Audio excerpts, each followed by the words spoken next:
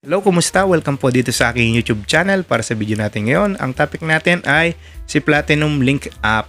Kung sakaling nagkakaroon na po kayo ng problema sa pag-download ng Platinum Link application sa inyong Android phone, para po sa mga Android phones lang po yung topic natin at hindi po ito saklaw yung mga naka-iOS or iPhone.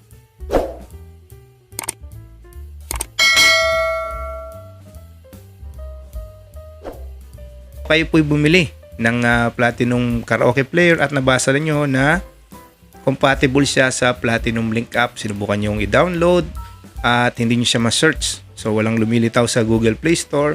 Kung i-download niyo naman through the QR code or sa website ni Platinum, ang lumilitaw ay unsupported or yung device not compatible. Pwedeng ganun yung lumilitaw. Bakit kaya? Kasi yung application ni Platinum ay luma na. Yung huling update po niya ay 2021 pa. So napakatagal na po nung huling update, kaya nagkakaroon na siya ng issues sa ibang mga device. So paano yung gagawin natin? So ang gagawin natin ay i-force natin siya na ma-install sa ating phone. Paano po yun? Hindi natin gagamitin yung Google Play Store. Gawin natin ay i-download natin yung APK file, yung installer po niya, yung pinaka-installer niya. Kung kayo po sanay sa PC, yung installer po niya. Sa Android, APK file po yung tawag doon. So ako po ay mag-provide na po ng download link na galing po sa Platinum Karaoke mismo.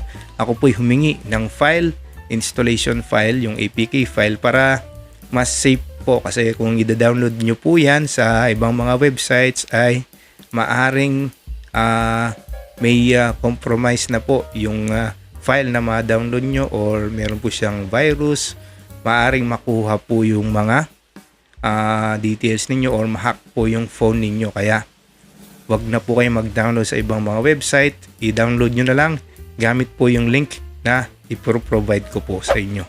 I-share ko po sa inyo yung kopya na nakuha ko kay Platinum Karaoke, at yan po i-upload ko at ilalagay ko po yung link sa comment section at sa description po ng video na ito. Ngayon po, kung na-download nyo na po yung file, ay easy na lang po. Ang kailangan po ay i-click natin yung notification para ma-install, or hanapin nyo yung file, yung APK file sa File Manager, and then click ulit at install.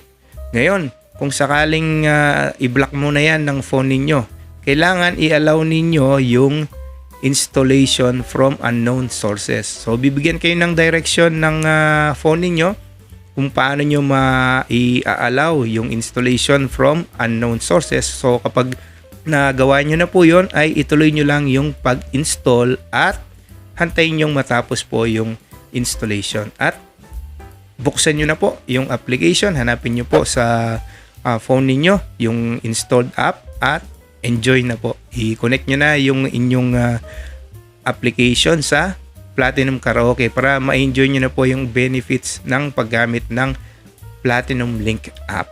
Marami pong salamat sa panonood, at kung bago ka pa lang sa aking YouTube channel, please subscribe and hit the notification bell para lagi po kayong updated kung sakaling meron pa akong mga bagong videos na i-upload. Kung meron po kayong katanungan, ay mag-iwan lang po kayo ng tanong sa comment section. And thank you.